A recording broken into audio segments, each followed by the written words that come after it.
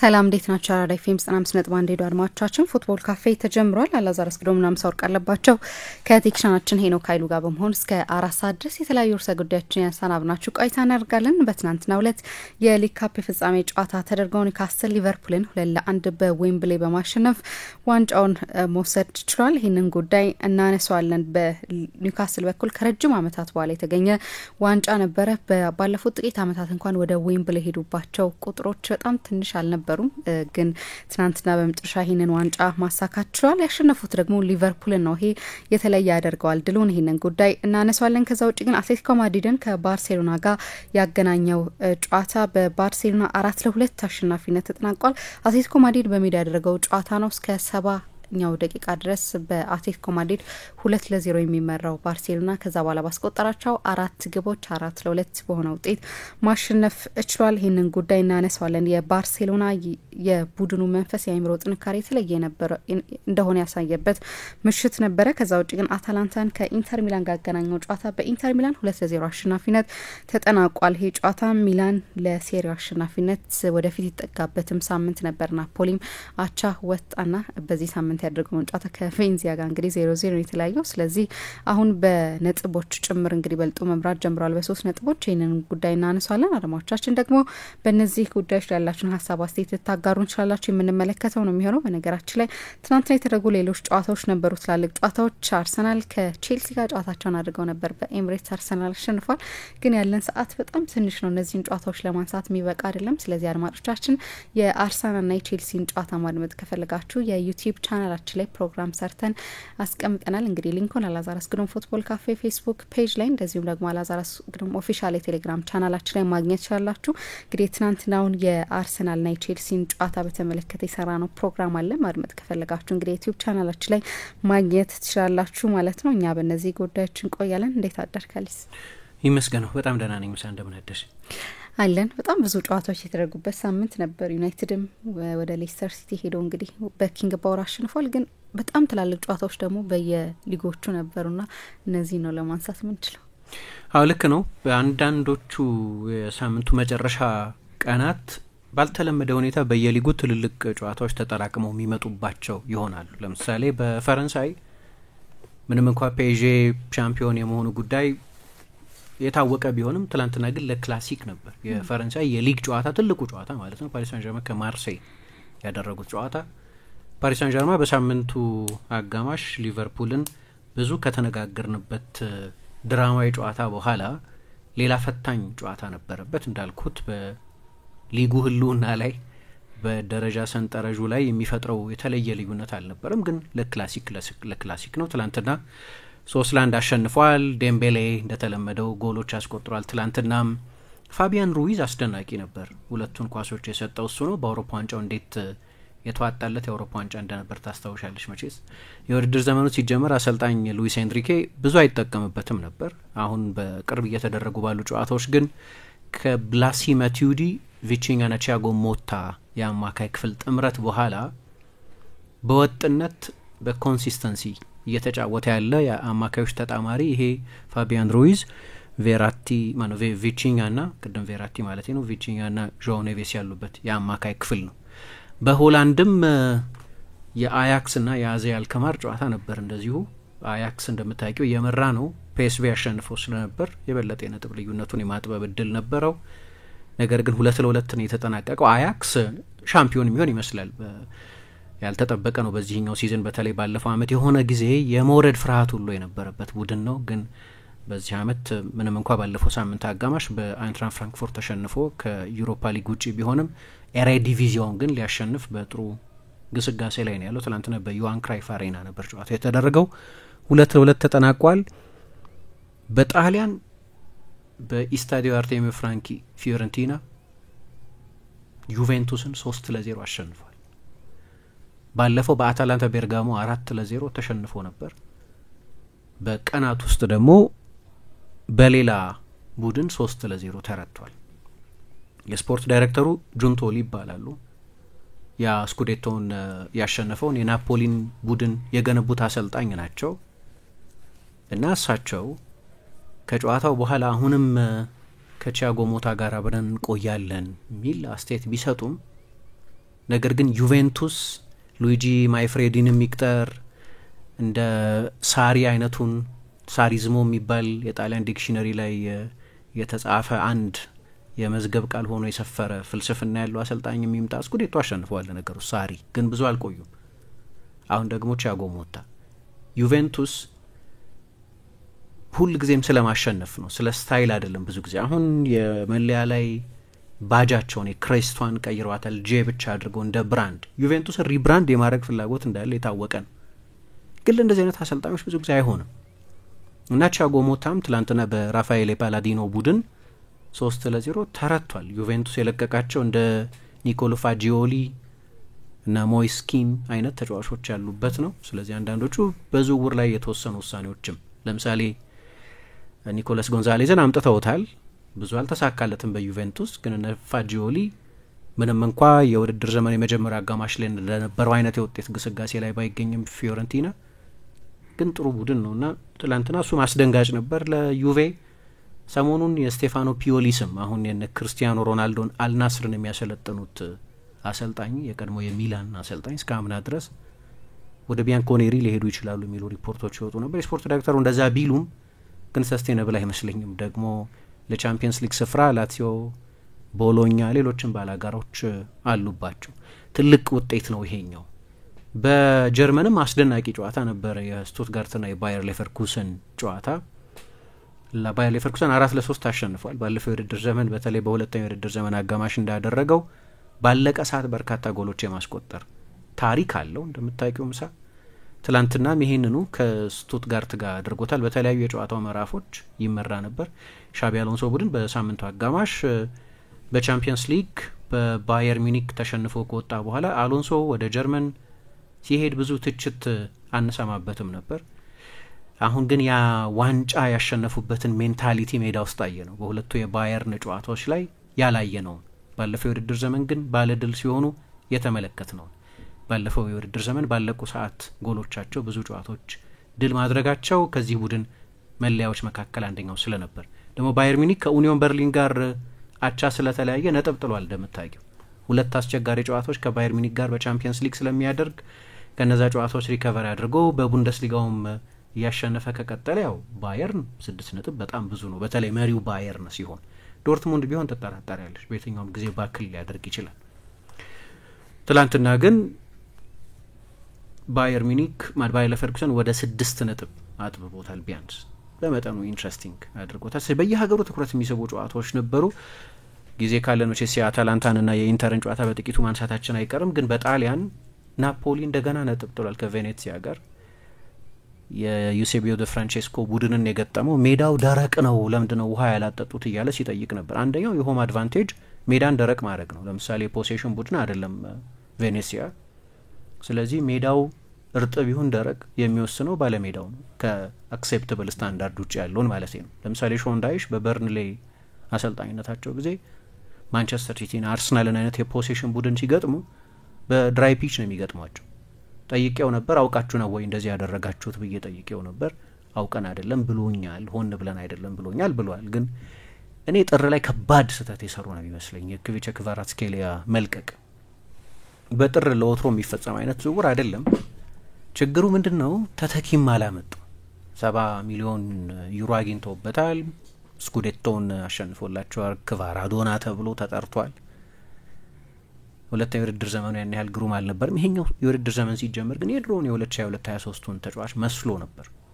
ጋርናቾን ሞከሩ፣ ካረማዴየሚን ሞከሩ፣ አላመጡም። ስለዚህ ሳይሳካ ሲቀር ከሚላን ቤንች ነው ኖዋ ኦካፎርን የወሰዱት እና ይሄ በተለይ ለዋንጫ እየተጓዘ ላለ ቡድን በጣም ትልቅ የስህተት ውሳኔ ይመስለኛል።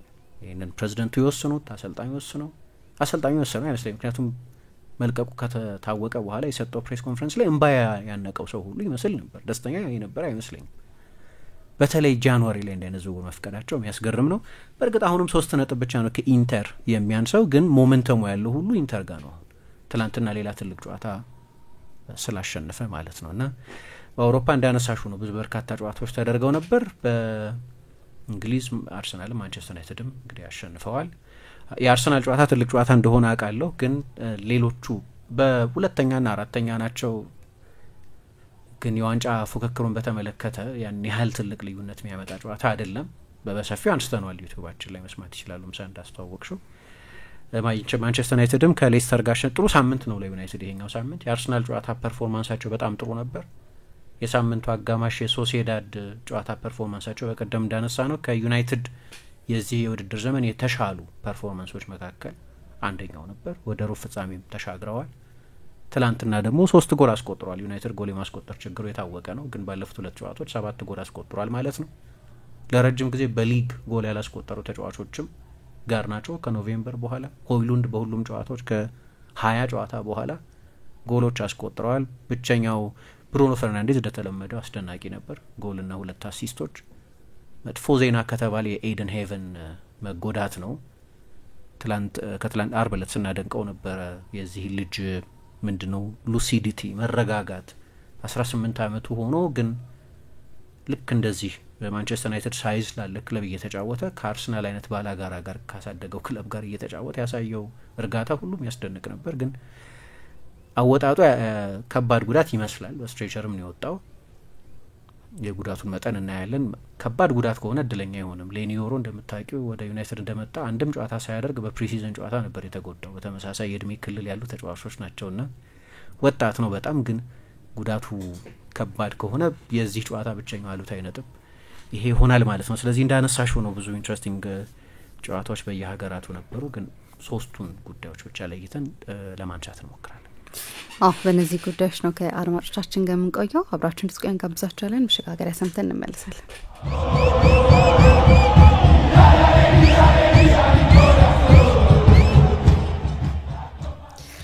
በዌምብሌይ የተደረገውን ጨዋታ እንመልከት። በሊቨርፑልና በኒውካስል መካከል የተደረገውን ጨዋታ 2-1 አሸንፏል ኒውካስል። ይህንን ጉዳይ እናንሳው። ዳን በርስ ትናንትና ግብ ማስቆጠር ችሏል። ከጥቂት ቀናት በፊት ነበር የእንግሊዝ ብሔራዊ ቡድን ጥሪ የደረሰው አሰልጣኝ ቶማስ ቱኸል የሚገባው ይመስላል። ምክንያቱም በኒውካስል አስደናቂ ከሆኑ ተጫዋቾች መካከል አንደኛው ነው። ትናንትና በመጀመሪያውን ግብ እንደዚሁ አስቆጥሯል። ይህንን ጉዳይ እንመልከተው። በሊቨርፑል በኩል ምናልባት ያገኟቸውን እድሎች የመጠቀም ጉዳይ ካልሆነ በስተቀር ከዚህ በላይ ሊሸነፉ የሚችሉባቸው እድሎች ነበሩ። በፖሴሽን ካልሆነ በስተቀር የግብ እድሎችን በመፍጠርም በተለያዩ መስፈርቶችን በኒውካስል ተበልጦ ነበረ ሊቨርፑል። ይህንን ጉዳይ እናንሳው። በእርግጥ በሳምንቱ አጋማሽ ከፔዤ ጋር በስሜትም በደቂቃም ረጅም በደቂቃን የተጫወቱት 120 ደቂቃ እሱ ተጽዕኖ እንዳለው ትናንትና ተመልክተናል በግልጽ። ይህንን ጉዳይ እናንሳ። በኒውካስል በኩል ግን በጣም ውብ ምሽት ነበር። ለኒውካስል በጣም የተለየ ምሽት ነበር። 70 ዓመት ሆኗቸዋል ዋንጫ ካሸነፉ። ፌርስ ካፕ የሚባል ውድድር ነበር አሁን የሌለ የኢንተር ፌርስ ካፕ የሚባል ግን የሀገር ውስጥ የጥሎ ማለፍ ውድድርን እንደ ኤፍኤ ካፕ አይነቱን ውድድር እንደ ሊግ ካፕ አይነቱን ውድድር ካሸነፈ ግን 70 ዓመት በጣም ረጅም ጊዜ ነው። ኒውካስል በእንግሊዝ ቤስት ሰፖርትድ ከሚባሉት ክለቦች መካከል ከትልልቆቹ ክለቦች መካከል አንደኛው ነው። በክለቡ ግዝፈት፣ በድጋፉ መጠን፣ በስቴዲየሙ መጠን ደግሞ ስቴዲየሙ በሚያስተናግደው የጋለ ስሜት መጠንም ከትልልቆቹ የእንግሊዝ ክለቦች መካከል ሊቆጠር ይችላል። በሜዳሊያዎች በዋንጫዎች የተገለጠ ባይሆን ብዙ ጊዜ ክለቦችን የግዝፈት መጠን የምንለካው በዋንጫዎቻቸው ብዛት ስለሆነ አሁን ከሊቨርፑል ጋር ብናወዳደረው ለምሳሌ ሊቨርፑል በ10 ዓመት ውስጥ 10ኛ ፍጻሜው ነው የፍጻሜ ጨዋታ ሲያደርግ ቻምፒየንስ ሊግ፣ ኤፍኤ ካፕ፣ ሊግ ካፕ የሚባሉትን ውድድሮች ወስደን ኒውካስል በ50 ዓመቱ 7ኛው ብቻ ነው። ደጋግሞ እዚህ ደረጃ ላይ የሚደርስ ቡድን አይደለም።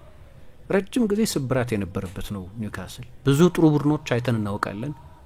በተለይ ኬቨን ኪገን ያሰለጥነው የነበረ ዘ ግሬት ኢንተርቴነርስ የሚባለው 1996 ላይ የፕሪሚየር ሊጉ ሻምፒዮን ለመሆን ተቃርቦ የነበረው በ12 ነጥብ ርቀት ይመራ የነበረው እና አለን ሺረር የነበሩበት ሌሎችም ምርጥ ተጫዋቾች የተጫወቱለት ያ ቡድን መጨረሻ ላይ በሰር አሌክስ ፈርጉሰን ማንቸስተር ዩናይትድ ተበልጦ ዋንጫውን አጥቷል። 12 ነጥብ ይርቅ ነበር።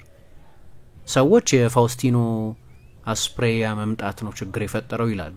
የቡድኑን ሚዛን አዛባው የፈርዲናንድ የሌስ ፈርዲናንድ እና የአለን ሺረርን ኬሚስትሪም እንዲያቋርጠው ሆነ። አሰልጣኙ የበለጠ ዴብዝ ፈልጎ ነው ያመጣው፣ ግን አልተሳካላቸውም። በዛ ጊዜ የሰር ቦቢ ሮብሰንን ቡድን ነው2000ዎቹ መጀመሪያ ከሚሊኒየሙ በኋላ ሰር ቦቢ ወደ እንግሊዝ እንደተመለሱ በኒውካስል በጣም የሚወደዱ ከስቴዲየም ውጭም ሐውልት የቆመላቸው በኤፕስዊች የሚገርም ገድል የፈጸሙ በፖርቱጋልም ትልልቅ የፖርቱጋል ክለቦችን ያሰለጠኑ በኋላ የኤፍሲ ባርሰሎና ማሰልጣኝ ሆኑ። የእንግሊዝ ብሔራዊ ቡድንን እስከ ዓለም ዋንጫ ግማሽ ፍጻሜ ያደረሱ ትልቅ አሰልጣኝ ናቸው። ኒውካስል በሳቸው ጊዜ በየውድድር ዘመኑ ቻምፒየንስ ሊግ ይሳተፍ የነበረ ቡድን ነው። እነ ጋሪ ስፒድ፣ አለን ሺረር፣ ክሬግ ቤላሚ፣ ሼይ ጊቨን አይነት ተጫዋቾች የነበሩት ያን ቡድን ዋንጫ አላነሳም። የሆነ ጊዜ ዋንጫ ለማንሳትም ባይሆን በዩሮፓ ሊግ አለም ፓርዲው ቡድኑን እያሰለጠኑት ኒውካስል የፈረንሳይን ገበያ መጎብኘት ጀምሮ ነበር።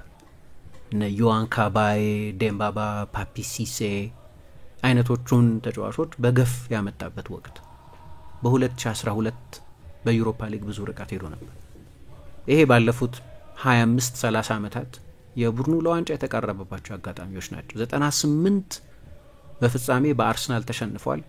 ካልሳሳትኩ 99ን በማንቸስተር ዩናይትድ ተሸንፏል። ኤፍኤ ካፕ ፍጻሜዎች የደረሰ ይሸነፍ ነበር፣ ግን ዊምብሌ ከደረሰ ረጅም ጊዜ ሆኖታል። የዛሬ 2 ዓመት ለዚህ ተቃረበና በዚህ ውድድር ትላንትና ባሸነፈው ውድድር በኒውካስል በማንቸስተር ዩናይትድ ተረቶ 2-0 ተሸንፎ ዋንጫውን አጣ። የ70 ዓመት የህመም ታሪክ ነው ያለው ኒውካስል።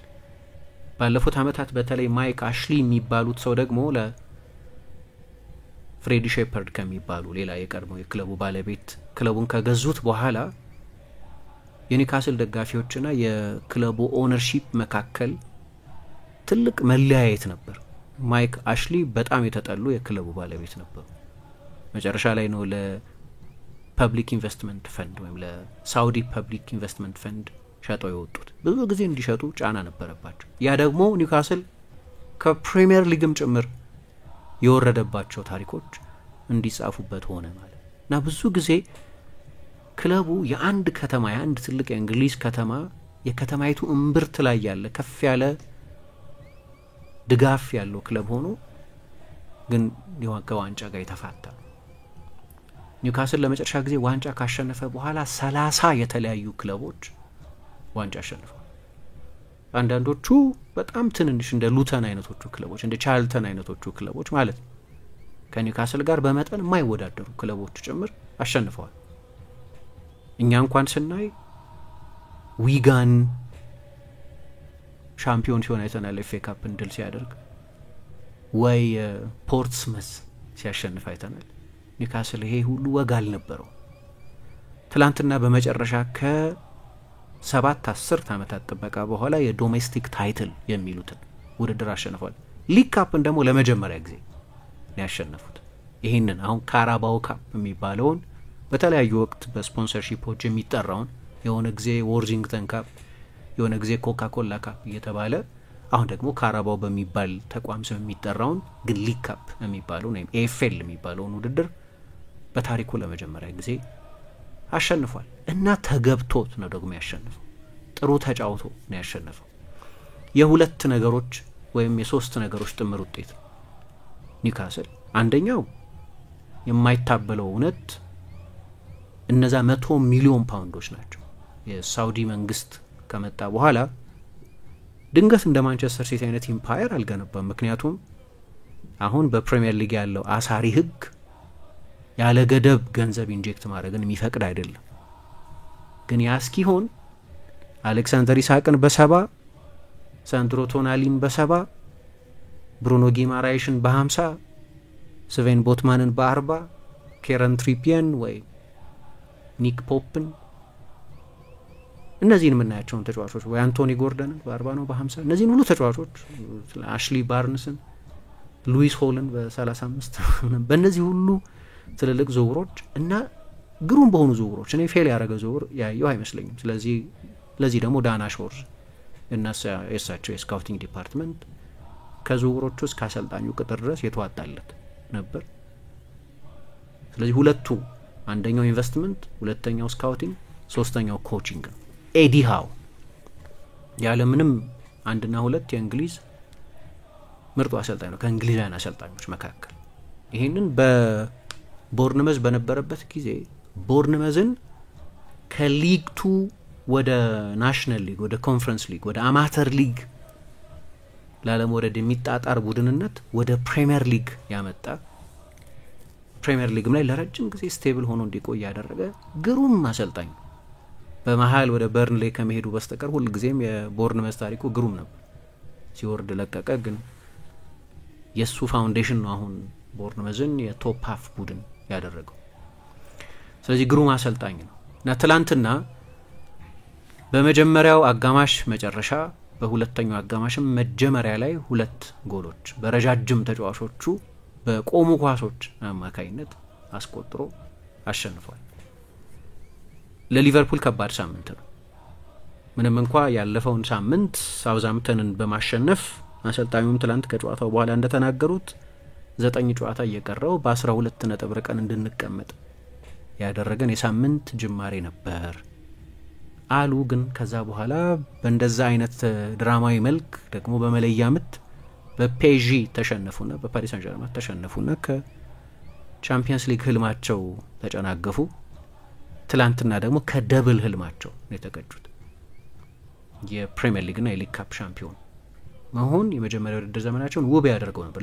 ለነገሩ ፕሪሚየር ሊጉን ማሸነፍም ትልቅ አቺቭመንት፣ ምንም 1-2 የለውም። የውድድር ዘመኑ ሲጀመር የፕሪሚየር ሊግ ሻምፒዮን ትሆናላችሁ ተብሎ የሊቨርፑል ደጋፊዎች ቢነገራቸው ይህንን ትመርጣላቸው ተብሎ ቢጠየቁ በ10 ጣታቸው ይፈርማሉ።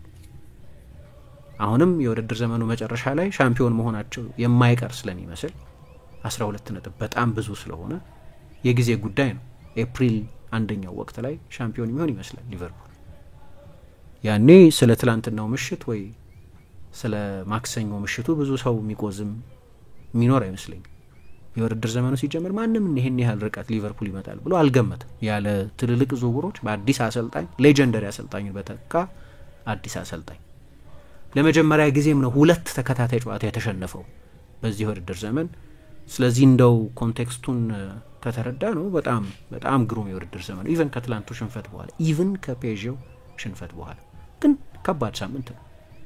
ከባድ ሳምንት መሆኑ ግልጽ ነው። በ34 ቀን ከኤፍኤ ካፕ ከቻምፒየንስ ሊግ እና ከሊግ ካፕ ውጭ ሆነዋል። በአንድ ሳምንት በጥቂት ቀናት ልዩነት ደግሞ ከ2 የጥሎ ማለፍ ውድድሮች ውጭ ሆነዋል። ዳንበርን ጆርዲ ነው፣ የኒውካስል ከተማ ልጅ ነው።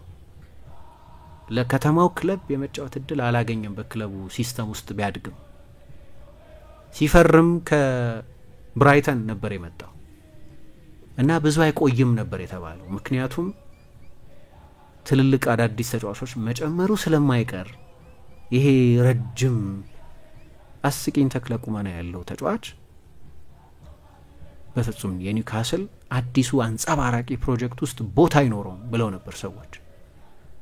15 ሚሊዮን ብቻ ነበር የተከፈለበት ከሌሎቹ ለዝውውር ከወጡት ከፍተኛ የዝውውር ሂሳቦች አንጻር የሱ ውድ አልነበር። ግን ያኔ ያፈሰሰ የነበረውን ደግሞ ኒውካስልን ከፕሪሚየር ሊግ እንደገና የመውረድ ሰሞን ያደረሰው የተከላካይ መስመርን ለጊዜያዊ ጥገና በሚል ከብራይተን የመጣ ልጅ ነው።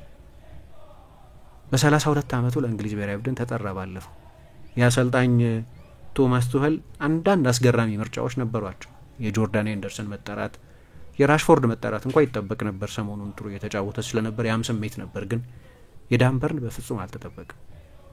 ከዛ በሁለተኛው ቀን ደግሞ በጨዋታው ላይ በአጠቃላይ አስደናቂ ከመሆኑ ባሻገርና የጨዋታው ኮከብ ተብሎ ከመመረጡ በተጨማሪ የመጀመሪያውን ጎል አስቆጠረ። አሰልጣኝ አርነ ስሎት እንዲህ አይነቱን ጎል ከዛ ርቀት ማስቆጠር የሚችል ከጥቂቶቹ ተጫዋቾች አንደኛው አሉት። የራሳቸውን የዞናል ማርኪንግ ሲስተም ለመከላከል ሲሉ ዞን የምንከላከለው 5 ተጫዋቾቻችን ዞን ይከላከላሉ፣ የተቀሩት 3 ተጫዋቾች በማን ማርኪንግ ይከላከላሉ። ለዛ ነው እሱን አሌክሲስ ማካሊስተር ማርክ ያደረገው አሉ። ረጃጅም እና ገዘፍ ያሉ ተጫዋቾቻችን በዞን ስለሆነ የሚከላከሉት፣ ግን እንዲህ አይነት ጎል ማስቆጠር የሚችሉ ብዙ አይደሉም ብለው አደነቁ። ቁመቱንም እና ከዛ ርቀት የማዕዘን ምቱ ሲመታ ኬረን ትሪፒዬ የቀኝ እግር ተጫዋች ነው። ስለዚህ አውት ስዊንገር የማዕዘን ምት ወደ ውጭ የሚወጣ የማዕዘን ምት ነው የሚመታው። ግን የሱ ደግሞ ልምምድ ሜዳ ላይ በሚገባ ኮሪዮግራፊ የተደረገ ልምምድ ሜዳ ላይ በሚገባ የሰሩበት የሚመስል ወደ ኋላ በጣም የታጠፈ የማዕዘን ምት ነበር ያሻገረው። የመጀመሪያ አጋማሽ ላይ ኒውካስል 1-0 እየመራ መውጣቱ ተገቢ ነበር። ሊቨርፑል አንድ ሙከራ ከማድረጉ አስቀድሞ ኦሬዲ ኒውካስል 9 ሙከራ አድርጎ ነበር። ኳሱን የሚቆጣጠረው ሊቨርፑል ቢሆንም አደገኛው ቡድን የነበረው ግን ኒውካስል። ስለዚህ 1-0 እየመራ መውጣቱ አሰልጣኝ ስሎትም ይሄንኑ ተቀብለዋል፣ አምነውበታል። ተገቢ ነበር 1-0 እየመራ መውጣቱ አሉ። የሊቨርፑልን ጉዳይ እናነሳለን ለምን እንደዚህ ሆኑ የሚለውን። ግን ለመጀመሪያው 40 ደቂቃ አንድም ሙከራ አላደረገም። የዳንበርን ጎል ከተቆጠረ በኋላ ነው ዲዮጎ ዦታ ከሉዊስ ዲያዝ የተጨረፈ ኳስ አግኝቶ ትልቅ እድል ነበር በእርግጥ የመጀመሪያው ሙከራ የተደረገው ግን 40ኛው ደቂቃ ላይ ነው። በዚህ ውድድር ዘመን በአብዛኛው ጊዜ ያለፉት ጥቂት ወራት ላይ በቀደም ስንጠቅስ እንደነበረው በመዛል ምክንያት ሊሆን ይችላል። አሁን ትላንት ከኒውካስል ጋር ሲነጻጸር 9 ተጨማሪ ጨዋታ አድርጓል። በዚህ ውድድር ዘመን 9 የሚድዊክ ጨዋታዎች አድርጓል ማለት ነው እና ይሄ መጨረሻ ላይ አካላዊ ዝለት ያመጣል። የበቀደሙ አይነት ሽንፈት ደግሞ ስሜታዊ ጉዳትም አለው። በመለያ ምት ስለሆነ በአንፊልድ የተሸነፉት ግን እንደዚህ አይነት በስሜት የተሞላ ጨዋታ በኋላ የሱ ውጤት ሊሆን ይችላል። አላቅም ምክንያቱ ምን እንደሆነ። ግን አሰልጣኙ በቀደም ከ3-4 ቀን በፊት የኛን የውድድር እኔ 9-10 ወር ሆኖኛል እዚህ ሳሰለጥን እንደዚህ አይነት ፊዚካል ፐርፎርማንስ አላሳየንም፣ እንደዚህ አይነት የፕሬሲንግ ኢንቴንሲቲ፣ እንደዚህ አይነት ራኒንግ አላሳየንም። በጥቂት ቀናት በኋላ ያንን የምናጣበት ምክንያት አይታየኝም። የአእምሮን ጉዳይ ግን ኢቫሉዌት ማድረግ አልችልም ማለት የበቀደሙ ጨዋታ ሃንጎቨር ከሆነ እሱ በቁጥር ሊቀመጥ የሚችል አይደለም የሚል አስተያየት ሰጥቶ እኔ የድሮ ጨዋታ ማይን ይመስለኝ። አሁን እንደምታውቂው እያንዳንዱ ቡድን ኳስ በመሬት ነው የሚጫወተው። የትላንትናው ጨዋታ አብዛኛው ጊዜ በአየር ላይ ነው የነበረው። በሁለቱም ቡድኖች በኩል ኒውካስል በግልጽ ምክንያቶች የበለጠ አየር ላይ ኳስ ይጠቀም ነበር። ሊቨርፑል ተገዶ የበለጠ አየር ላይ ኳስ ይጠቀም ነበር። የተጋጣሚ ቡድን ፕሬሲንግ ለማለፍ ሲሉ ለምሳሌ ከቼልሲ ጋር፣ ከሲቲ ጋር፣ ከአርሰናል ጋር በተደረጉ ጨዋታዎች የስሎት ቡድን ከሌሎቹ ጨዋታዎች የበለጠ ረጅም ኳስ ተጠቅሞ ያውቃል። ትላንትና ግን ተገዶ ነው ያንን ያደርግ ነበር። ስለዚህ የመጀመሪያው አጋማሽ ሊቨርፑል በፍጹም ተረጋግቶ ኳስ ሰርኩሌት የሚያደርግበት እድል አልነበረው።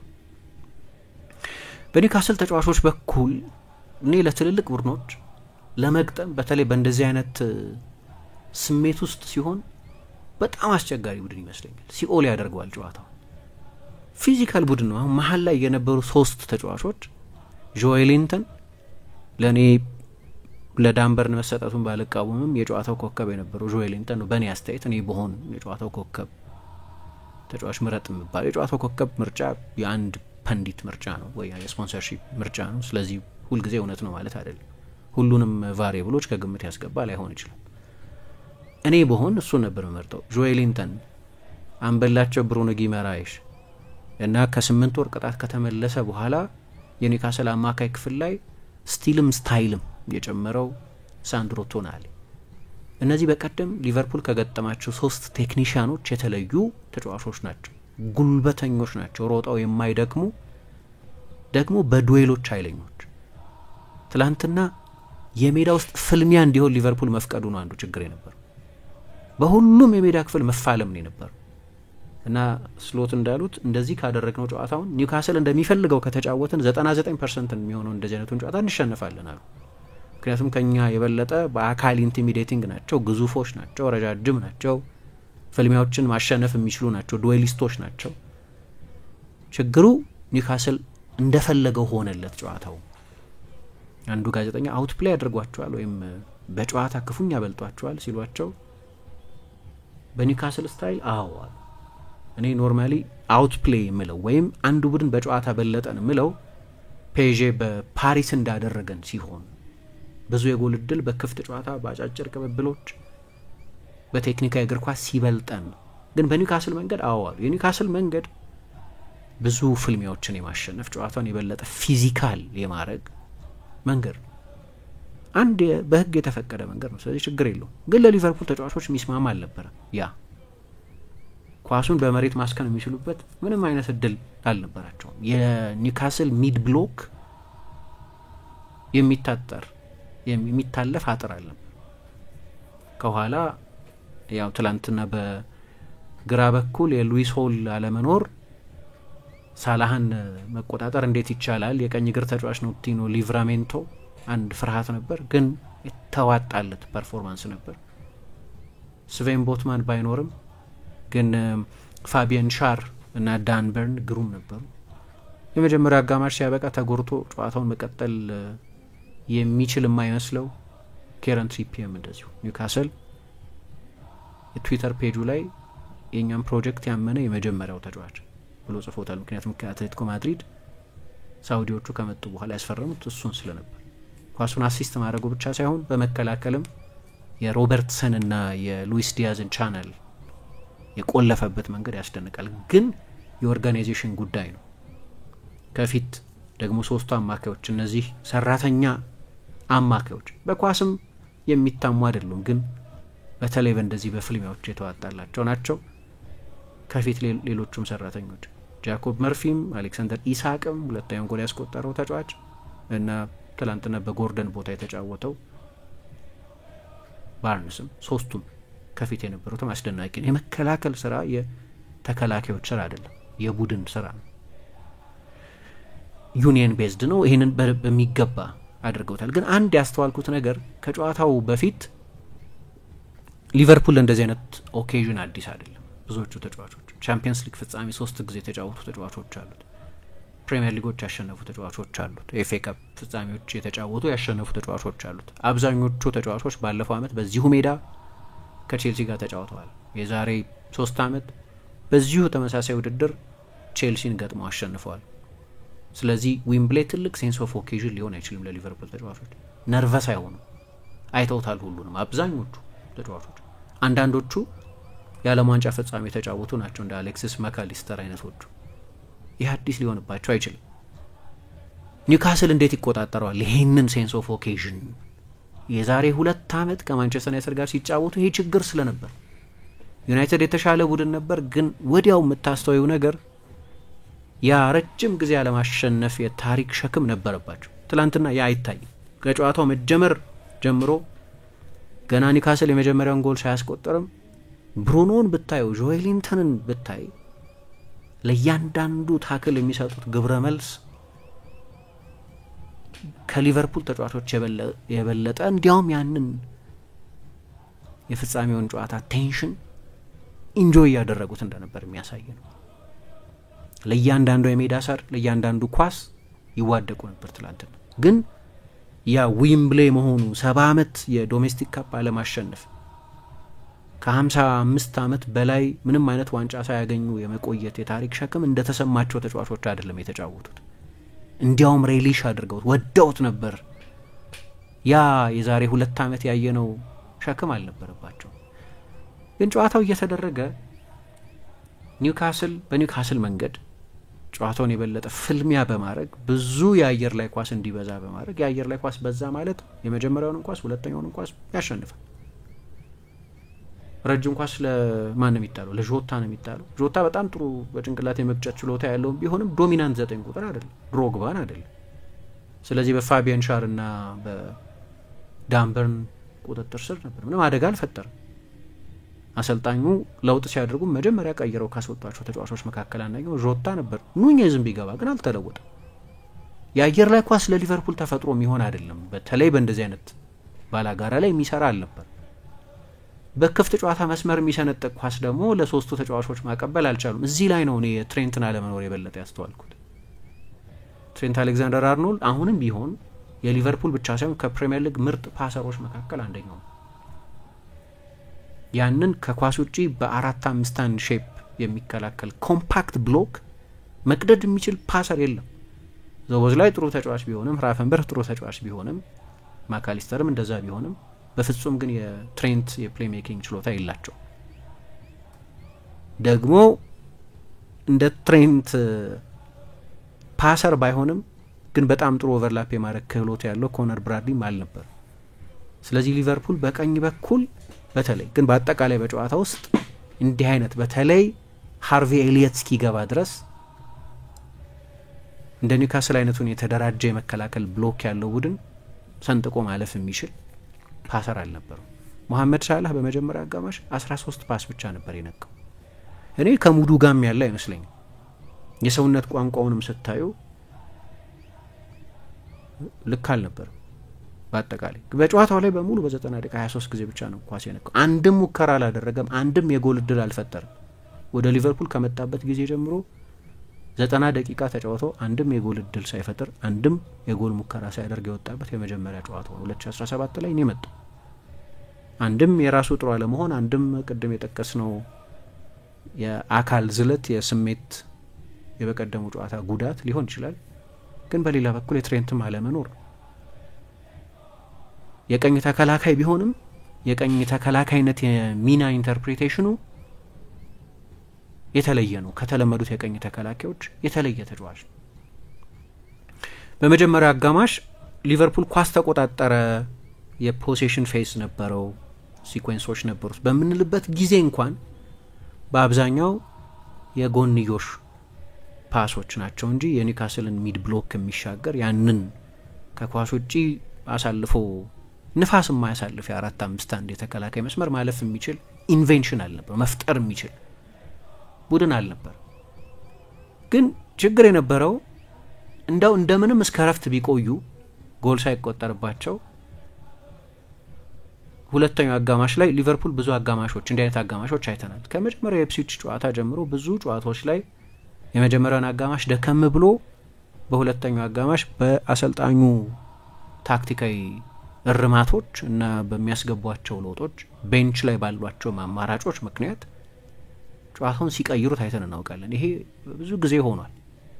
ትላንትና ያም እንዳይሆን ጎል ተቆጥሮባቸው ነው የወጡት።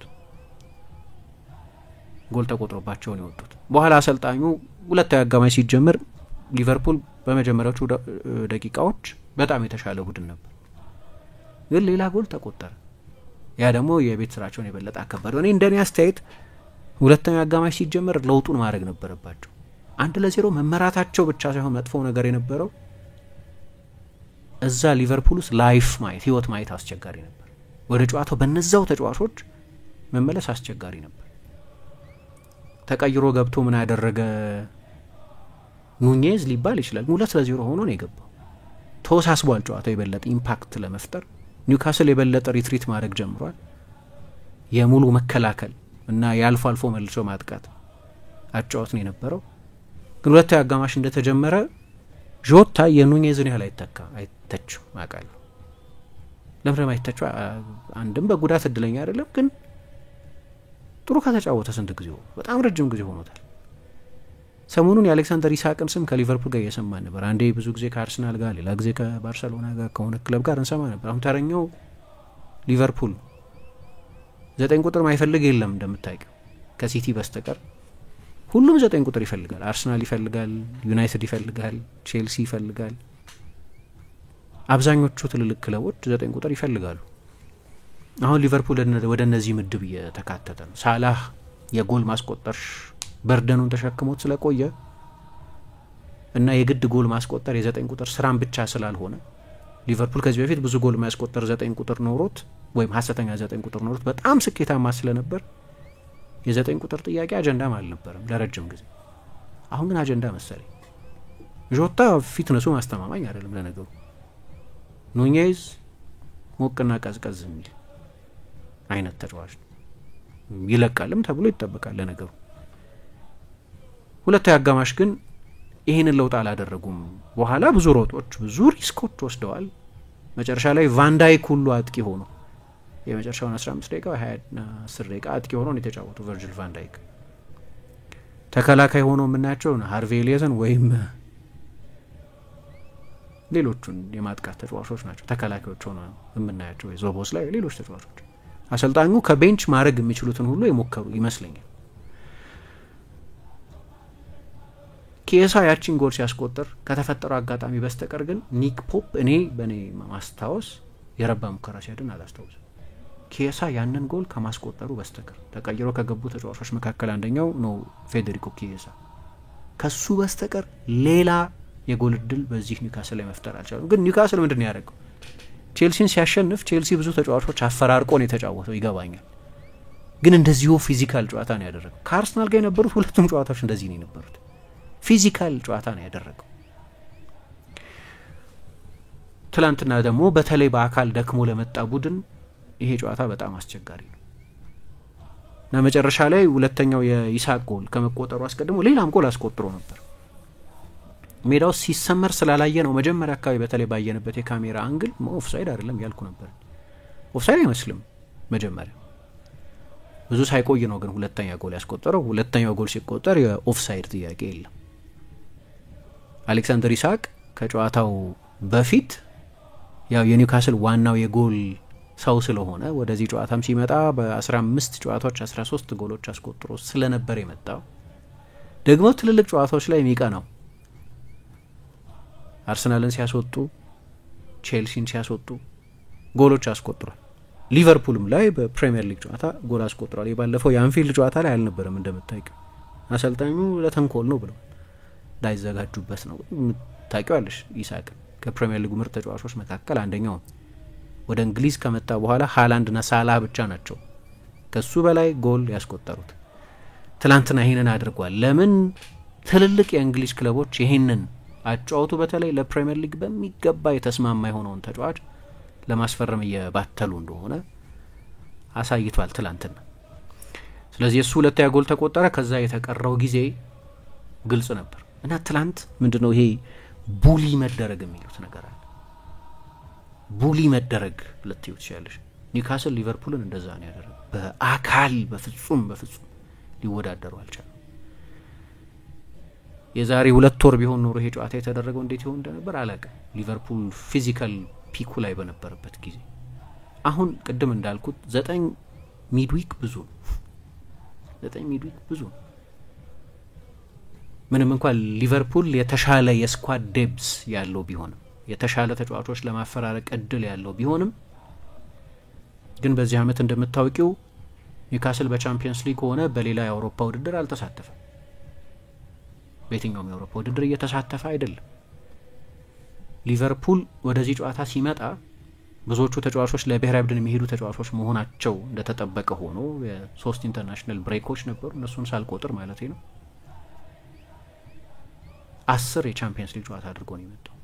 10 ተጨማሪ የቻምፒየንስ ሊግ ጨዋታዎች አሉ። ያለፉት 2 ደግሞ ያው ያነሳነው አይነት ፊዚካል ኢንቨስትመንት ነበር። እኔ በግልጽ ይታየኝ የነበረው የአካል ጉዳይ ነው። አሰልጣኙ ሊከራከሩት ቢሞክሩም ግን የፊዚካሊቲ ልዩነት በጣም ሰፊ ልዩነት ነው የነበረው። ጨርሻ ላይ እንግዲህ የአሰልጣኙ የተለያዩ ሙከራዎች አርነ ስሎት ያደረጓቸው ለውጦች ሁሉ ብዙ ልዩነት አላመጡም። በዚህ አመት እንደምታውቂው ከቤንች ጨዋታ የቀየሩባቸው አጋጣሚዎች በቁጥር በርካታ ናቸው። ቀይረው የሚያስገቧቸው ተጫዋቾች ይሁን የፐርሶኔል ቼንጅ በማድረግ ይሁን ወይ የተወሰነ የታክቲክ ሪአጀስትመንት በማድረግ ይሁን ብዙ ጨዋታዎች አሸንፏል። ትላንትና ግን አልሆነም። ያደረጓቸው ጥረቶች በሙሉ አልተሳኩላቸው። የመጀመሪያ አጋማሽ ላይ ይሁን ሁለተኛ አጋማሽ ላይ በእኔ አስተያየት አሰልጣኙም የሚስማሙት በዚህ ነው። ከተለመደው ብዙ ጊዜ ሊቨርፑል ከሚያደርገው በላይ ረጅም ኳስ ተጫውቷል። 75% ነበር የሊቨርፑል የመጀመሪያ አጋማሽ ኳስ የማቀበል ስኬት። ረጅም ኳስ ስትጫወች የራሱ አዋጭነት አለው፣ ግን የፓስ ሰክሰስ ሬት ይቀንሳል። 75% ማለት በሁሉም ውድድሮች የሊቨርፑል አነስተኛው የኳስ መቀባበል የስኬት መጠን በፐርሰንት ነው። ጨዋታው ፊዚካል ሲሆን ለምሳሌ አየር ላይ ኳስ ሲሆን በእጥፍ የበለጠ ነው ኒውካስል ያሸነፈው። ቫንዳይክን መጨረሻ ላይ እኮ የፈለጉት ለዛ ነው። ቫንዳይክን አጥቂ ያደረጉት ቫንዳይክ የበለጠ ኤሪያል ዱዌሎች ያሸንፋል በሚል ያ ፕሬዘንስ ከፊት የለም በጭራሽ። ከኒውካስል ጋር ልታወዳደረው ያትችም። ኒውካስል በእጥፍ የበለጠ የአየር ላይ ኳሶች አሸንፏል፣ በታክሎች የበለጠ አሸንፏል፣ በኢንተርሴፕሽኖች የበለጠ አሸንፏል። ቡሊ አድርጎታል ምለው በዚህ ምክንያት ነው። የድሮ ጨዋታ ይመስል ነበር ሲሉ ሰዎች አንደኛው ምክንያት ድሮ በተለይ ቀድመ ጓርዲዮላ በተለይ እንደዚህ አይነት የካፕ ፋይናሎች በእንደዚህ አይነት የጨዋታ ስታይል የሚብራሩ ነበሩ። እንግዲህ ትላንትና ኒውካስል በዚህ መንገድ እንደ ድሮ የካፕ ፋይናል ተጫውቶ አሸንፏል። ሊቨርፑል የፖሴሽን ዶሚናንስ ቢኖረውም 65% ኳስ ቢይዝም 61 ጊዜ 3 የሜዳ ክፍል ቢደርስም ከዛች የኪየሳ አጋጣሚ በስተቀር ሃርቬ ኤሊየት ነው ድንቅ ኳስ የሰጠውና ፌዴሪኮ ኪየሳ ያስቆጠረው። ጎሉ ሲቆጠር ግራ ተጋባ። አንደኛ ረጅም ጊዜ ነው የተወሰደው፣ ኦፍሳይድ ነው አይደለም የሚለውን ለመወሰንና መስመሩን ለማስመር። ከዛ አርቢትሩ በሊግ ካፕ እንዳየነው በዚህ ውድድር ዘመን በማይክሮፎን ስቴዲየም ውስጥ ባለው ትልቅ ስፒከር ውሳኔው ምን እንደሆነ አርቢትሩ መጀመሪያ ማብራራት አለባቸው። ጥሩ እንግሊዝኛ ነው የሚናገረው፣ ግን መጀመሪያ ቶሎ የገባው አይመስለኝም ምን እንዳሉ። ገብቷል ብሎ ትንሽ ቆይቶ ነው ደስታውን የገለጸው። ግን ከዛ በኋላ ያለው ጊዜ ደግሞ ኳስ የማባከን ማስተርፒስ ነው በኒውካስል ተጫዋቾች በኩል።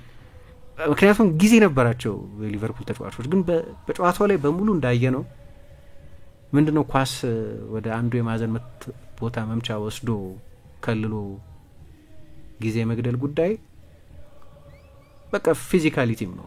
በፍጹም ሊቀሟቸው አንዴ ተቀይሮ የገባው ጆ ዊሎክ፣ ካለም ዊልሰን፣ ሳንድሮ ቶናሊ በፍጹም ሊወጣ አልቻለም ከዛ ቦታ። አንዴ መልስ ምት ይሆናል፣ አንዴ ማዕዘን ምት ይሆናል። ያቺ ጎል ከተቆጠረች በኋላ ሊቨርፑል ሌላ የጎል እድል ለመፍጠር ምንም ፋታ አላገኘም። 5 ወይ 6 ደቂቃ ባክኗል። ያው ጎሉ የተቆጠረው አርቢትሮ 8 ደቂቃ ጨምሮ በዛ ተጨማሪ ጊዜ ውስጥ ነው። ግን ኦፍሳይድ ነው አይደለም የሚለውን ለመወሰን ጊዜ መውሰድ ስለነበረባቸው ከ110 ደቂቃ በላይ አጫውተዋል። 98 ደቂቃ አይደለም የሆነው 98 ደቂቃ ነበር። 90 ደቂቃ ሆኖ 8 ደቂቃ ሲጨምር ከ100 ደቂቃ በላይ አጫውተዋል። 101 ደቂቃ 102 ደቂቃ የሚሆን አጫውተዋል። ግን ከጎሉ መቆጠር በኋላ መውጫ መንገድ አላገኙ። ያንዳንዱ አጋጣሚ ደግሞ ኳስ የመግደያ ጊዜ መግደያ ነበር። ኒውካስልን በተመለከተ ሁሌ ጥያቄ ነበረ። ምሳ ወዴት ነው የሚሄደው? አሁን ፔሳር አስሯል። እንደፈለጉት ገንዘብ ማውጣት አይቻልም። እንዲያውም ኒውካስል እኮ ተጫዋቾች አጣ። ለቻምፒየንስ ሊግ ስፍራ የሚፎካከረው ኖቲንጋም ፎረስት ተጫዋች ወሰደባቸው፣ በጣም ጥሩ ተጫዋች። ብራይተን ተጫዋች ወሰደባቸው፣ ያኩባ ሚንቴ። ማምጣት የፈለጓቸውን ተጫዋቾች ማምጣት አልቻሉ። ባለፈው ክረምትም በጥርም ኒውካስል ዝውውሮች አላደረገም። በ2022 በ2023 በአብዛኛው በፈረሙ ተጫዋቾች ነው የቡድን የተገነባው እና አንዳንዶቹ በእድሜ ገፍተዋል። አሁን ትላንትና የቡድኑ አማካይ እድሜ 29 ዓመት ነበር። ከ7 ዓመት በኋላ በሊግ ካፕ ፍጻሜ በአማካይ በእድሜ ትልቁ ላይናፕ የትላንትናው የኒውካስል ላይናፕ ነው። ሲቲ ነበር ከአርሰናል ጋር 3-0 ሲያሸንፍ 2018 ፋይናል በእድሜ ትልቁ ቡድን የነበረው ለመጨረሻ ጊዜ እንደዚህ።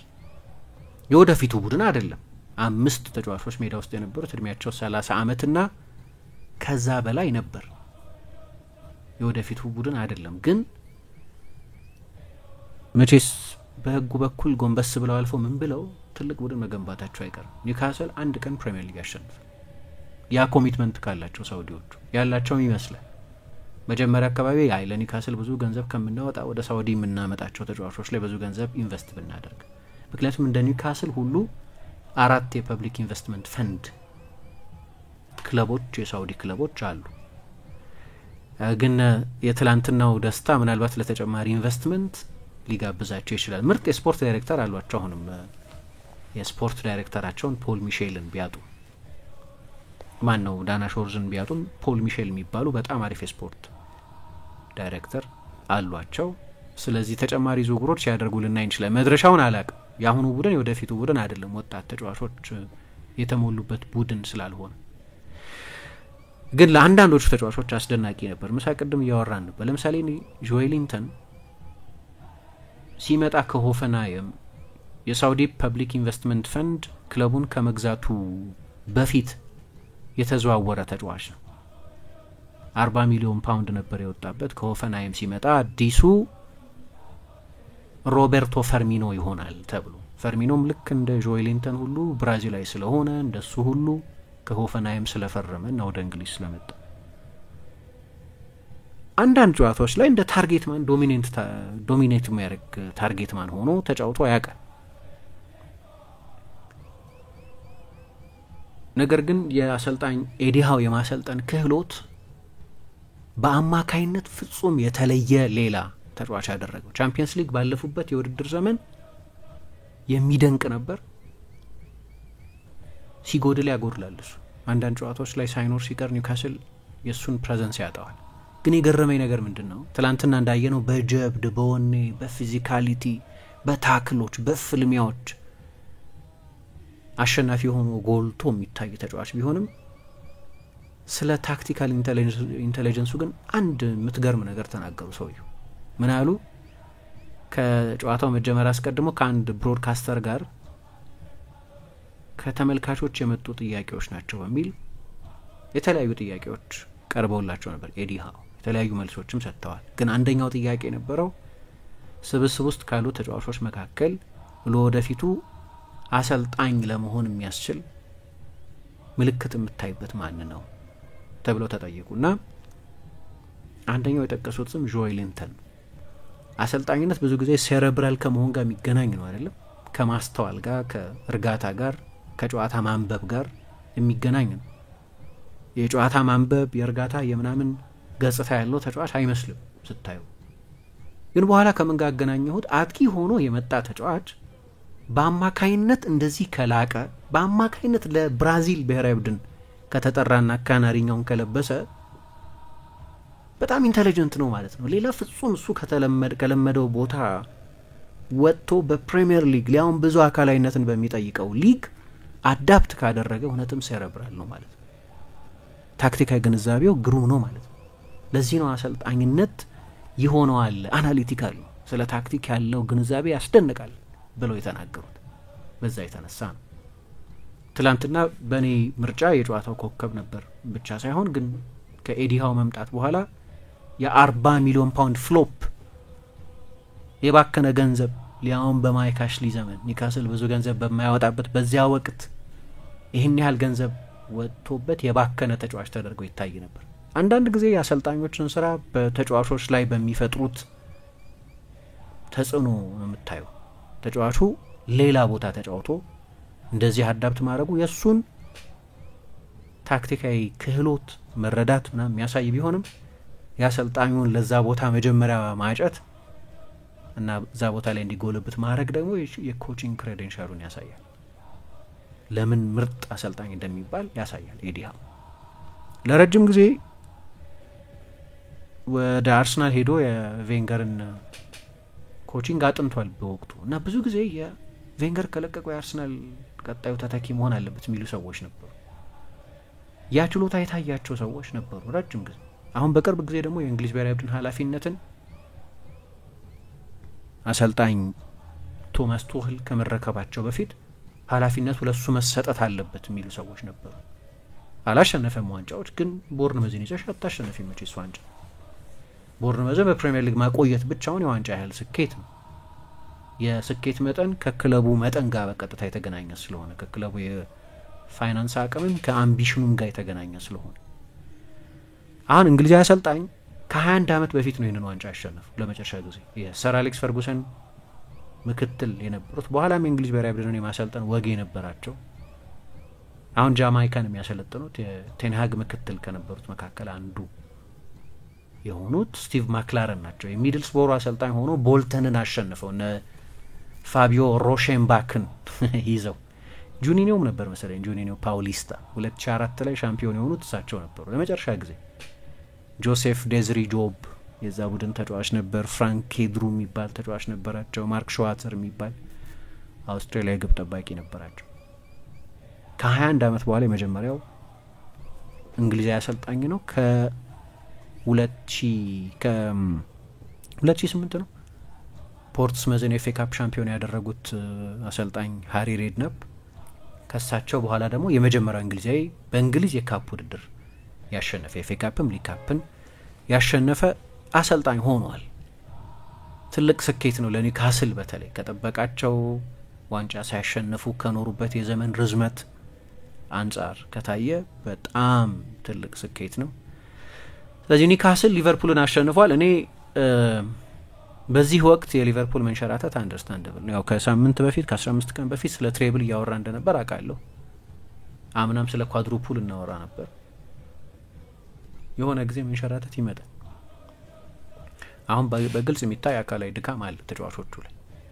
አንድ እኔ ለሊቨርፑል ጥሩ ነው ብዬ የማስበው የነጥብ ልዩነቱ 12 መሆኑ ባይሆን በቅርብ ጊዜ እያየነው ያለነው ምልክት ሌሎቹንም ሲያሸንፉ ማለት ነው የወልቭስንም የኤቨርተንንም የሳውዝሃምፕተንንም ትልልቆቹን ጨዋታዎች እንኳን ብንተው በእነዚህ ጨዋታዎች ላይ ሊቨርፑል በችግር ነው ያሸነፈው።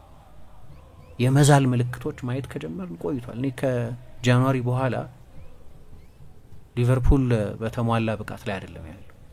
ወጥ ሆኖ እግር በእግር የሚከታተል ሌላ ቡድን ቢኖር የአምናው አይነት ኮላፕስ እኮ ነው የሚመስለው። አምና ታስታውሻለሽ በጥቂት ጊዜ ልዩነት ነው በማንቸስተር ዩናይትድ ተሸንፈው ከኤፍኤ ካፕ የወጡት፣ በአታላንታ ተሸንፈው ከዩሮፓ ሊግ የወጡት፣ በፕሪሚየር ሊግም በተከታታይ ጨዋታዎች ነጥብ ጥለው ከሲቲና ከአርሰናል ፉክክር ውጭ የሆኑት የሶስትዮሽ ሽቅድምድም ነበር እስከዛ ጊዜ ድረስ። ያሁኑ ግን በፕሪሚየር ሊግ ያላቸው ኮንሲስተንሲ፣ በቻምፒየንስ ሊግም እስካሁን ድረስ የነበራቸው ኮንሲስተንሲ፣ በካፕ ውድድሮችም ከኤፍኤ ካፕ በስተቀር የነበራቸው ኮንሲስተንሲ ድንቅ ነው። አሁን ግን ይሄ ነዳጅ የመጨረስ ምልክት በቃ ይታያል።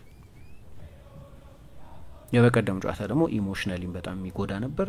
ኒውካስል ተገቢው ሻምፒዮን ደግሞ ጥለዋቸው የመጧቸውን ቡድኖች መጠን ስታይ ቼልሲ፣ አርሰናል፣ መጨረሻ ሊቨርፑል፣ እነዚህ እንግዲህ የቢግ ሲክስ አባላት ናቸው። እነዚህን አሸንፈው ከሆነላቸው ከነዚህ በላይ ሆነው አይደል መጨረስ የሚፈልጉት፣ ከነዚህ በላይ ሆነው የእንግሊዝ አዲሱ የእግር ኳስ ኃይል መሆን ይፈልጋሉ። እነዚህን አሸንፈው ነው እዚህ ድረስ የመጡት እና የሚገባ ድል ነው። የኮሌክቲቭ ኤፈርት ውጤት ነው። የመጨረሻው ደቂቃ ጭንቀትም አይገባቸው። በጨዋታው ላይ ከነበራቸው ብልጫ አንጻር ሰዓት ለመግደል መሟሟትም አይጠበቅባቸውም ነበር። ምክንያቱም ሊቨርፑል ከዛች ቅጽበት በስተቀር እኔ ቢያንስ የሚያስታውሰው አንድ ትልቅ የጎል እድል ምናልባት ጆታ በመጀመሪያ አጋማሽ ካልሆነ በስተቀር አልፈጠረም። በሙከራው መጠንም 17 ለ8 ነው ለ9 ነው ነበር። ብዙ ሙከራም አልሞከረም። የሾት ቮሊዩም በጣም አነስተኛ ነበር። ኒክ ፖፕ ቢዚ ያለበት ያ የዲፌንሲቭ ፐርፎርማንስ ውጤት ነው። ግን ሁል ጊዜ ደግሞ ኳስ ወደፊት በሄደ ቁጥር በቆመ ኳስ በትራንዚሽናል ሞመንቶች በጣም አደገኛ ቡድን ነበር ኒውካስል። እንግዲህ በእኛ ታሪክ ለመጀመሪያ ጊዜ ዋንጫ ሲያነሳ አየን ማለት ነው። እና አሌን ሽረር አልሆነላቸውም፣ ይሄ ስፒድ አልሆነላቸውም። ሌሎችም በኒውካስል ቀለም ያየናቸው ትልልቅ ተጫዋቾች ይህንን የዜብራ ቀለም የለበሱ ተጫዋቾች ሲሆንላቸው አላየንም። ደጋፊዎቹ ለረጅም ጊዜ ድጋፍ ታማኝነታቸው የሚገባቸው ናቸው። ያው በእንግሊዝ ደስ የሚለው በቀደም ለምሳሌ በእንግሊዝ ብቻ ሳይሆን በአውሮፓ ፋንደም ድጋፍ ከውጤት ጋር ብቻ መገናኘት የለበትም። ለዚህ ነው ፒኤስቪ በቀደም በአርሰናል 7-1 ተሸንፈው ነበር። አብረው መጥተው የፒኤስቪ ደጋፊዎች ኤምሬትስ ውስጥ የነበራቸውን የድጋፍ ቫይብ ካየሽ ውጤት አይደለም፣ ውጤቱ እንደማይቀለበስ ይታወቅ ነው። 7-1 ሰፊ ነው በጣም። የክለብ ድጋፍ ሎያሊቲ ከሆነ ጊዜ ማሸነፍና መሸነፍ ጋር መገናኘት የለበትም። ኒውካስል ለዚህ ጥሩ ቴስቲሞኒ። ብዙ ውጣ ውረድ ነበረበት። 2 ነው 3 ሲወርዱ አይቻቸዋለሁ ከፕሪሚየር ሊግ። በራፋ ቤኔቴዝ ስር ሲወርዱ አይቻለሁ። ሌሎች አሰልጣኞች ስር ወርዶ ያውቃል። ራሳቸው ቤኔቴዝ በእርግጥ መልሰው አምጥተውታል። ባለቀ ሰዓትም ነው ኃላፊነቱን የተረከቡት። በእርግጥ ግን ሴንት ጄምስስ ፓርክ ባዶ ሆኖ አይቼው አላውቅም። 52,000 ደጋፊ የሚይዝ ትልቅ ስቴዲየም ባዶ አይሆንም። እና የዚህ ሎያሊቲ ሽልማት ነው። ለአመታት ክለቡን ደግፎ የመቆየት ሽልማት ነው። መጨረሻ ላይ ኬኩን ተቋደሱ ማለት ነው። የድሉን ጣዕም ቀመሱ ማለት ነው። ረጅም ጊዜ ደግፈው ቆይተዋል። ይሄ ስለዚህ ለእንደዚህ አይነቱ የድጋፍ ሎያሊቲም በጣም ጥሩ ምሳሌዎች ናቸው። ደግሞ ተቃውሞ ቢኖራቸው በማይክ አሽሌ ላይ ረጅም ጊዜ የሰነበተ ቅሬታ ቢኖራቸው የስቴዲየሙን የስያሜ መብት ሴንት ጄምስስ ፓርክ የሚባለውን ስፖርትስ ባንክ አሬና ብለው ሲጠሩትም ቅሬታ ያሰሙ ነበር። በክለቡ የዝውውር ፖሊሲ፣ አሰልጣኝ ሹምሽር ፖሊሲ፣ ክለቡን ሸጠህ ውጣ አልሸጥም በሚልልህ መጋባት ውስጥ የነበራቸው ቅሬታዎች ቢኖሩም ቡድኑን ከመደገፍ ግን ቦዝ ነው አያውቁ። ድጋፍ ለቡድኑ የሚሰጥ ድጋፍ አንሊሚትድ ነው። የክለቡ ኦነርሺፕ ላይ የነበረ ተቃውሞ ደግሞ ሲቪል ነው፣ ሰላማዊ ነው። ሁለቱ አይምታታባቸውም፣ አይቀየጥባቸውም። እና መጨረሻ ላይ ትላንት የድጋፉ መጠንና ደግሞ የቀይና ነጩ ቀለም አንድ ላይ ሆኖ የሚፈጥረው ህብር የሚያስደንቅ ነበር።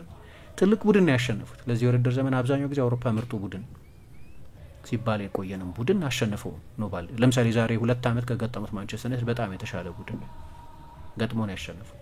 የፕሪሚየር ሊግ ሻምፒዮን የሚሆን ቡድን ነው ያሸነፉት። ሶ ለአሰልጣኙም ታክቲካዊ ስኬት ነው፣ ለተጫዋቾቹም የፍልሚያቸው ውጤት ነው፣ ለደጋፊዎቹም ለአመታት የቆየ የድጋፋቸው ፍሬ ነው። ለኢንቨስት ላደረጉትም ሰዎች ኢንቨስትመንታቸው ቢያንስ የክለቡን አጠቃላይ ተፈጥሮ የሚቀይር አይደለም። ሊግ ካፕ ቻምፒየንስ ሊግ መሳተፍ የበለጠ ፋይናንሻሊ ሪዋርዲንግ ነው፣ ግን ጀስት ፒስ ኦፍ ሲልቨርዌር ደግሞ ያስፈልጋል። እሱን አይተካም። ዋንጫ ማሸነፍ ያለው ስሜት የተለየ ነው እና በሚቀጥሉ አመት ቢያንስ በኮንፈረንስ ሊግ ይሳተፋሉ። የአውሮፓ ውድድር በርንም የሚከፍት ነው። ማን ያውቃል? ይሄ ደግሞ ፌብሩዋሪ ላይ ይሄ ዋንጫ ሲመጣ እንደምታውቂው የሆነ የኢነርጂ ኢንጀክሽንም ነው። ቼልሲን የምታዩ ነው፣ ሲቲን የምታዩ ነው። ሌሎቹ ለቻምፒየንስ ሊግ ቦታ ተስፋ ያላቸው ቡድኖች ኮንሲስተንት አይደሉም። ማን ያውቃል? የቻምፒየንስ ሊግ ቦታ ነስ ቢያሳካው የቻምፒየንስ ሊግ ስፍራ ሊያገኝ ይችላል። ኒውካስል አድርገውት ያውቃሉ። አሁንም ሩቅ አይደሉም። ከ1 እስከ 8 እስከ 9 ያሉት ቡድኖች በጣም ተቀራራቢ የነጥብ ርቀት ነው ያላቸው። ይሄ አይነቱ ድል ምን ይሰጣል? ሊቨርፑልን እንደዚህ ካሸነፍን ማንንም ማሸነፍ እንችላለን። የሊጉን ምርጥ ቡድን እንደዚህ ካሸነፍን ማንንም ማሸነፍ እንችላለን የሚል የልብ የሚሰጥ ድል ነው። ስለዚህ አመቱ ከዚህም ያማረ ሊሆን ይችላል ለኒውካስል። ኮንፈረንስ ሊግ ሊያንሳቸው ይችላል። ቻምፒየንስ ሊግ ወይ ዩሮፓ ሊግ ሊያገኙ ይችላሉ። ለሁለቱም በጣም ቅርብ ናቸው እና ይሄ ደግሞ ትላንትና ያገኙት ድል በስሜትም በመራስ መተማመንም በኩል ብዙ ትርፍ ሊያመጣ ይችላል። ለሊቨርፑል ተጫዋቾች አሁን ጥሩ ዲስትራክሽን ይመስለኛል። ወደ ብሔራዊ ቡድን ጨዋታ እነ ሳላ ኢትዮጵያን ምናምን ለመግጠም ይመጣሉ፣ ግን አይመጡም ወደ አፍሪካ ማለት ነው ወደ ሞሮኮ እና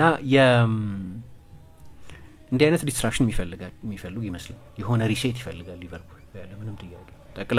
ጠቅላላውን የክለቡን አካሄድ በተመለከተ ሌላ ጊዜ እናነሳዋለን። ምክንያቱም የሆኑ ቦታዎች ላይ መታደስ አለበት ቡድኑ። ምንም እንኳ ስኬታማ አመት ቢሆንም ግን በሁለቱ ጨዋታዎች ላይ የምታያቸው ነገሮች አሉ። ቡድኑ እንደገና ሪኒው መደረግ አለበት። የሪቻርድ ሂውዝ፣ የስሎት፣ የማይክል ኤድዋርድስ ስራም ሊሆን ይችላል። ምክንያቱም የአጥቂ ጉዳይ፣ የፉልባኮች ጉዳይ፣ ቨርጅል ቫንዳይክ 34 አመቱ ነው። ኮናቴ ጥሩ ተጫዋች ቢሆንም የሱ የኮንትራት ጉዳይ ምልባት አላገኘም። አንድ ተጨማሪ አመት ቢቀረውም ሊቨርፑል አንዳንድ ጥያቄዎች አሉበት። የሳላህ ጉዳይ እስከዚህ ሳምንት በኋላ አቲቲዩድ ምን ይሆናል? ታሪካዊ ሲዝን እያሳለፈ ቢሆንም በእነዚህ ወሳኝ ጨዋታዎች ላይ ግን አልነበረም። ሜዳ ውስጥ የትላንትናው ጨዋታ ላይ አልታየም። እንዲሁም አንድ ዩኒካስል ፌመስ ደጋፊዎች አሉ አይደለም፣ ሁለቱ ስማቸው ማን ነበር? ኤክስ ፋክተር ላይ ሆስት የሚያደርጉት እና እነሱ በተደጋጋሚ በስክሪን ይታዩ ነበር እና አንድ ሰው ሊያሾፍ ሲፈልግ ከሳላ የበለጠ እነሱን የታዩት ሲሉ ነበር። ሰው አስቸጋሪ ጨዋታ ነበር ለሱ። እሱ ላይ ማሾፍ አይደለም ግን ጥሩ አልነበረም። የፔዥዮም ጨዋታ ላይ በሁለቱም ጨዋታዎች የትላንትናው ጨዋታ ላይ ለሱስ ምን ማለት ነው ይሄኛው ሳምንት እንደዚህ የመሳሰሉት ነገሮች በሊቨርፑል በኩል መልስ ሊሰጥባቸው የሚገቡ ናቸው። በጠቅላላው ሲዝኑ በጣም ግሩም ነው በእኔ አስተያየት፣ ግን ከዚህም በላይ እንዳያምር አንድ ሳምንት ልዩነት ውስጥ ከሁለት ውድድሮች ውጭ ሆነዋል። ለኒውካስል ግን የሚገባው ድል ነው። የነ አለን ሺረርም ደስታ ስቴዲየም ውስጥ በጣም የሚጋባ ነበር።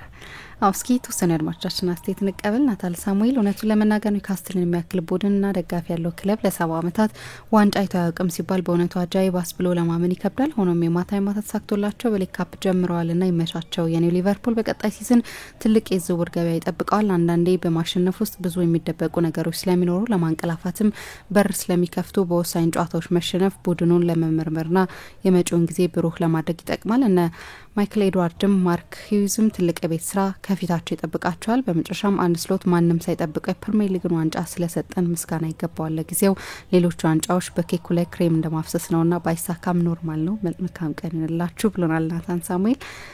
ተስፋዬ ማሞ እድሜ ለስሎትና ለሊጉ አስተዳዳሪ ተጫዋቾቹን ጉልበት ጨርሰው ከዚህ በላይ ምን አይነት ጨዋታ ልናይ ነበር ታዲያ ጥሩ ስኳድ ኖሮት ሮቴሽን የሚባል ነገር የማያውቅ አሰልጣኝ ስሎትን አይቻለው። ለምሳሌ ሶቦዝ ላይ በስቲ ጨዋታ ላይ በድካም ምክንያት እንደዛ ተዘርሮ ወድቆ ከዛ ጨዋታ በኋላ አንድ ጨዋታ እንኳን አላሳረፈውም። ሌሎቹንም እንደዛው። ክሎፕ ቢሆን ኖሮ እንደዚህ አይነት ስህተት የሚሰራ አይመስለኝም። ባለፈው አመት ጠንካራው ቼልሲ በወጣት ልጆች ነበር ያሸንፈው። የአሰልጣኝ ልምድ ወሳኝ መሆኑን ያየንበት ሳምንትም ይመስለኛል ብሎናል። ቁልፍ ነጥብ ነው ግን ይሄ ለምሳሌ አንዳንድ ተጫዋቾች በጉዳት ነው ብዙ ጊዜ ሜዳ ውስጥ ያልነበረው፣ ግን ለምሳሌ ዋታሩ ኤንዶ አሰልጣኙ ለሚፈልጉት ስፔሲፊክ አጫወት የሚሆን 6 ቁጥር አይደለም፣ ተረድተናለች። ግን ሊቨርፑል ዶሚናንት በሚሆንባቸው ጨዋታዎች ባለፈው አመት ብዙ ጨዋታዎች ላይ ጠቃሚ ተጫዋች ነበር አይደል? አንድም የፕሪሚየር ሊግ ጨዋታ አልጀመረም። አንድም ተቀይሮ ገብቶ 14 ጨዋታ ተጫውቷል። አንድ የፕሪሚየር ሊግ ጨዋታ ግን አልጀመረም። ምን ማለት ነበር? ራፈንበርግን ማሳረፍ ይችሉ ነበር ማለት ነው። በአንዳንድ ጨዋታዎች ላይ ጥሩ ቢጫወትን በቅርብ ጊዜ የመዳከም ምልክት ይታይበታል። ብዙ የሜዳ ክፍል እንዲሸፍን የሚገደድ ተጫዋች ስለሆነ ራያን ራፈንበርግ ከቨርጂል ቫን ዳይክና ሞሐመድ ሳላ ቀጥሎ ብዙ የተጫወተ ተጫዋች ነው። 29ኙንም ጨዋታ ጀምሯል። ዋታሩ ኤንዶ አንድም ጨዋታ አልጀመረም። ሌሎችም ተጫዋቾች ሃርቪ ኤሊየት ለምሳሌ አንድም የፕሪሚየር ሊግ ጨዋታ አልጀመረም። ትላንትና የሱ መግባት ልዩነት ፈጥሯል አይደለም? ተሻሽሏል። ሊቨርፑል ቢያንስ በክሬቲቪቲ በመጠኑ ተሻሽሏል። አንድም ጨዋታ አልጀመረም። እንዲህ አይነቶቹን ተጫዋቾች ብዙ አላጫወቷቸውም። የኤሊየት በጉዳት ምክንያት የውድድር ዘመኑን የመጀመሪያ ወራት ከሜዳ ርቆ እንደነበር ተገንዝበን ግን በሌሎች ውድድሮች ላይ ተጫዋቾቹ ቢጫወቱም በፕሪሚየር ሊግ ላይ ግን ብዙ ጨዋታ ተጫውተዋል። ስለዚህ አንዳንዴ የምትጠይቂው ጥያቄ እንዲህ ያለውን ጥያቄ የስኳድ ማኔጅመንት የሮቴሽን ጥያቄ እና አስተያየት ስታነቢት ትውስ ስላለኝ እናነሳው ብዬ ነው። አንድ ብቻ አስተያየት እንቀበል። አዲስ አሰግድ በዘመን ጅረት ውስጥ በዋንጫ ጥበቃ ያልደበዘዘው የማክፓይስ ድጋፍና ተስፋ ትናንትና ምላሽ አግኝቷል። ከደጋፊ እስከ ተጫዋቾች የነበረው ተነሳሽነትና የድል ረሀብ ጥማት ጥቁርና ነጩን መንደር በሲቃ ሲያስነባ አይተናል። እንደ ትናንቱ መነሳሳትና ለሸነፍ ባይነት ድሉ ይገባቸዋል። ሁሉም የ1-1 ግንኙነት ኒውካስትል አሸናፊ ነበር። የጆሊንተን በእያንዳንዱ ሁኔታ የነበረው ስሜት ገራሚ ነበር። የሌሎች የቡድን ጓደኞቹ ስሜትም ተመሳሳይ ነበር። የዋንጫ አብዝተው ፈለጉት፣ እንደተመኙትም አግኝተውታል። የመሀል ሜዳው ጦርነት በጉማሬሽ ጆሊንተንና ቶናሊ አሸናፊነት ተደምድሟል። ሊቨርፑል የሻምፒየንስ ሊግ ስብራቱ የለቀቀው አይመስልም። የመረጠው ጨዋታም ለኒውካስትል የሚመች ነበረ። የትናንትኑ ተጋይነታቸውን ሳይ ግን ኒውካስትል በሊጉ ምን ነው ይህንን አላሳዩም የሚያስብል ነው። ድሉ ግን ይገባቸዋል። ሊቨርፑል ከወልቭስ ጨዋታ በኋላ የድካም ስሜት ይታይበታል ብሎናል። እናመሰግናለን አድማጮቻችን። አሁንም አብራችሁ እንድትቆዩ ነው የምጋብዛችሁ። በርካታ አስተያየቶች ናቸው፣ ግን ደግሞ ሰዓታችን እየሄደ ነው። ስለዚህ ወደ ቀጣዩ ጉዳይ ነው የምናልፈው።